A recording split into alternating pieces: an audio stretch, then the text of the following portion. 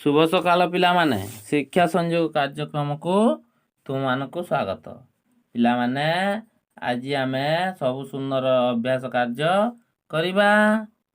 एथर पिलामाने चल अभ्यास कार्य करिबा। बाहर कर पिलामाने।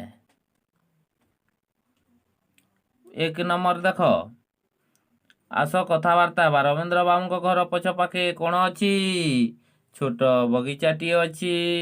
बगीचारू रवींद्र बाबू कौन सब पाती। बगीचा रवींद्र बाबू नाना जातिर फूल फल परिबा पाती। रवींद्र बाबू केउठारे खबर कागज पढ़ती। रवींद्र बाबू गछ मूले बसी खबर कागज पढ़ती।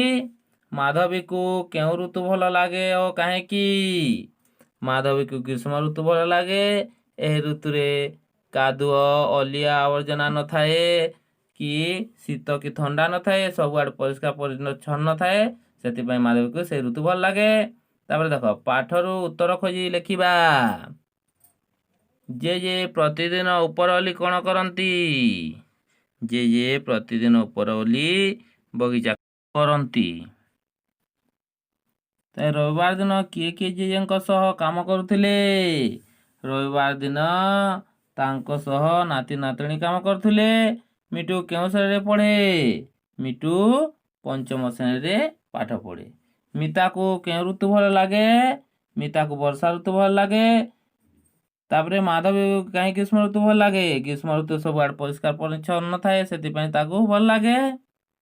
तापरे देख आस देखा पढ़ा आउ लेखा। नातीर विपरीत लिंग नातुणी पुअर विपरीत लिंग झील। ठीक से अजार आई भाईर भौणी मौसार मौसी शिक्षकर शिक्षयित्री बापार माँ मामूर माई पियूसार पियूसी राजार राणी।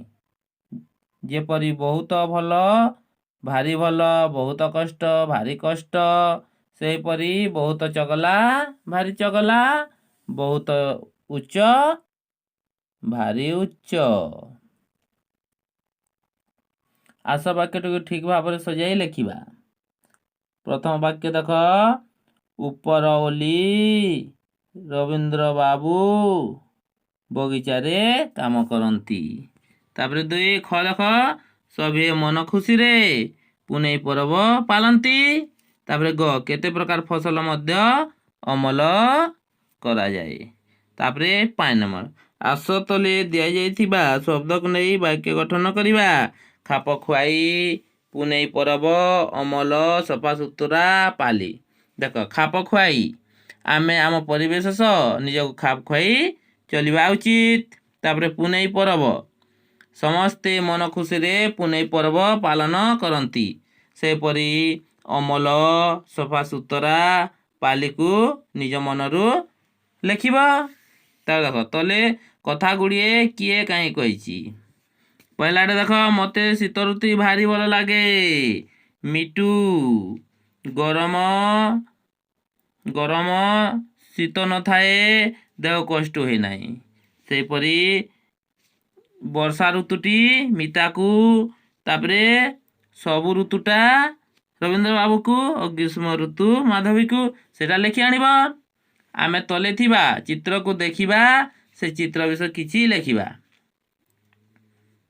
गोटिए कुड़ियाटी अच्छी कुड़िया पाखरे पानी जाउची। गोटिए पिला कागजर डंगा को भसाउची। एपरी 2-4 धाड़ी लिखिबा पिला माने। एथल चाल कार्य फर्द करिबा। धन्यवाद।